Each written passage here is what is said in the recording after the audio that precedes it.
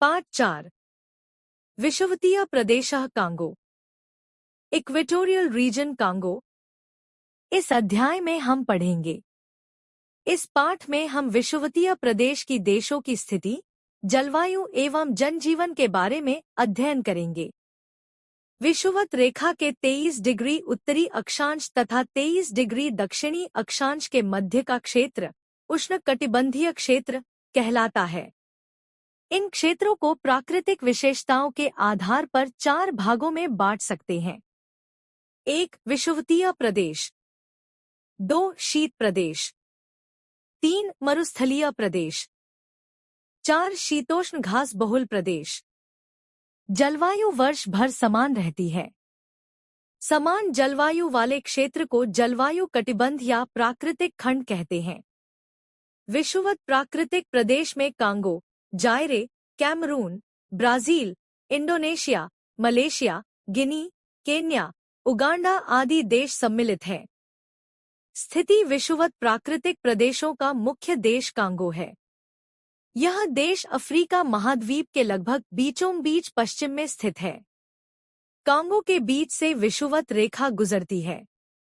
Congo इस देश की प्रमुख नदी भी है। कांगो नदी के किनारे ही इस देश का प्रमुख बंदरगाह मतादी है। कांगो की राजधानी किशानसा है। कांगो विश्व की एकमात्र वह नदी है जो विषुवत रेखा को 2 बार काटती है। जलवायु चूंकि विषुवत वृत्त कांगो से होकर गुजरता है, इसलिए यह बहुत गर्म है। कांगो में प्रातःकाल मौसम सुहावना होता है। यह विषुवत प्राकृतिक प्रदेश होने के कारण यहाँ वर्ष भर भीषण गर्मी रहती है। यहाँ खिली धूप निकलती है। दोपहर में गर्मी बहुत बढ़ जाती है। गर्मी में झीलों, नदियों तथा तालाबों का पानी वाष्प बनकर उड़ जाता है। तीसरे पहर तक बादल घिर आते हैं व बिजली की चमक के साथ घनघोर वर्षा होती है। अधिक गर्मी व रोज वर्षा के कारण यहाँ अत्यधिक गर्मी पड़ती है। कांगो में पूरे वर्ष में 50 डिग्री से 200 डिग्री तक वर्षा होती है। तापमान पूरे वर्ष 30 डिग्री सेल्सियस से ऊपर रहता है। कांगो की जलवायु कई बातों में केरल की जलवायु से मिलती जुलती है। वनस्पति गर्मी व वर्षा के अधिक होने के कारण यहाँ पर घने वन पाए जाते हैं। इन वनों में वर्ष भर फल, फूल और पुरानी पत्तियों का गिरना तथा उगना देखा जाता है। इन वनों को सदाबहार वन भी कहते हैं। इन वनों की सघनता और वृक्षों की ऊंचाई के कारण सूर्य की किरणें भूमि तक नहीं पहुंच पाती हैं। इन वनों में सबसे ऊंचे वृक्ष 50 से 60 मीटर के होते हैं व सबसे नीचे वृक्ष 15 से 30 मीटर तक ऊंचे होते हैं। इन वनों के सघन होने के कारण यहाँ दिन में भी अंधेरा रहता है। वन जीव जंतु, कांगो के वनों में तरह तरह के पशु, पक्षी और कीड़े-मकोड़े मिलते हैं। इन वनों में मुख्य रूप से जंगली भैंसे, हाथी, गैंडे, दरियाई घोड़े, जिराफ, सुअर, गोरिल्ला, जहरीले सर्प, अजगर, छिपकलियां आदि पाई जाती हैं और झीलों तथा नदियों में खतरनाक मगरमच्छ पाए जाते हैं। इसलिए कांगो को संसार का प्राकृतिक चिड़ियाघर भी कहा जाता है। जनजीवन कांगो के निवासी काले रंग के होते हैं। ये छोटे कद के बौने लोग हैं। इनके बाल काले, छोटे और घुंघराले होते हैं। यहाँ के लोग वनों को काटकर या जलाकर गांव बसाते हैं और बांस की झोपड़ियां बनाकर रहते हैं। ताड़ की पत्तियों से घर ढकते हैं तथा छत बनाते हैं। गर्म जलवायु के कारण वस्त्रों का कम उपयोग करते हैं तथा कुछ लोग पत्तियों से ही अपना शरीर ढकते हैं। छोटे कद के होने के कारण इन्हें पिग्मी कहा जाता है।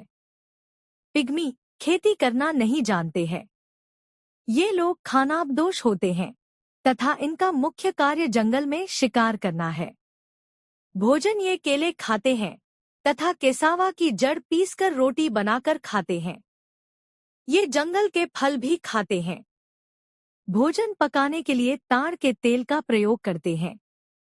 धनुष बाण या जाल बिछाकर जंगली जानवरों का शिकार करते हैं और उनका मांस खाते हैं। व्यवसाय इनका मुख्य व्यवसाय फल इकट्ठा करना, मछली पकड़ना तथा शिकार करना है। ये वनों का कुछ भाग साफ कर उसमें शाक, मक्का, मूंगफली, केले और कसावा उगाते हैं। रबड़, ताड़, कॉफी तथा कपास भी यहाँ खूब उगाई जाती है। पशुपालन कांगो में पशुपालन नहीं होता है, क्योंकि अधिकतर पशु टसीटसी नामक मक्खी के काटने से मर जाते हैं। यहाँ के लोग भी टसीटसी के काटने के कारण घोर निद्रा से पीड़ित हो जाते हैं।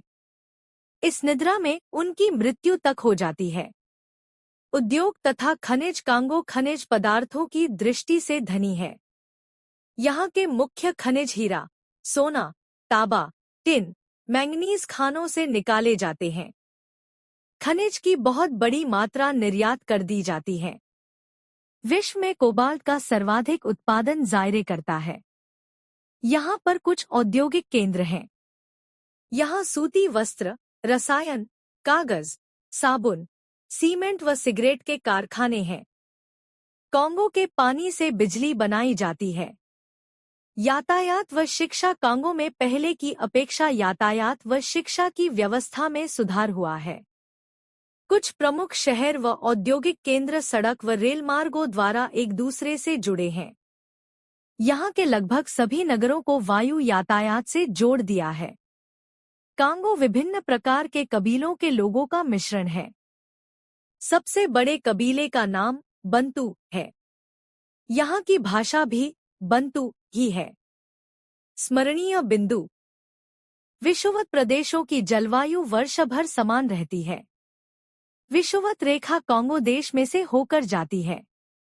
कांगो विश्व की एकमात्र वह नदी है जो विषुवत रेखा को 2 बार काटती है। कांगो नदी के किनारे ही इस देश का प्रमुख बंदरगाह मतादी है। अधिकतर लोग बांस की झोंपड़ियों में रहते हैं। कांगो वन तथा खनिज संपदा से संपन्न देश है। पिग्मी कांगो के घने वनों में रहने वाले नाटे कद के लोगों की आदिवासी जाति है।